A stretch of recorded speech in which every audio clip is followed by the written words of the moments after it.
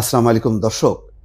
আস্তে আস্তে বিভিন্ন যেই ধ্বংসযজ্ঞের খবর বেরোচ্ছে, গত রাতে ইরান ইসরায়েলের ৪-৫টি শহরে যে ভয়াবহ হামলা চালিয়েছে, সেই খবরগুলো আসছে। পরিস্থিতি এমনই যে এখন আমেরিকার সমর্থন চাইছে সরাসরিভাবে। নেতানিয়াহু চাইছে যে আমেরিকার সেনারা যাতে ইসরায়েলের সাথে যুক্ত হয়ে ইরানের এই হামলা ঠেকায় এবং পাল্টা তারা হামলা করতে পারে। দর্শক, এই খবরের গভীরতা বুঝতে পারবেন যে দুটি খবর এসছে।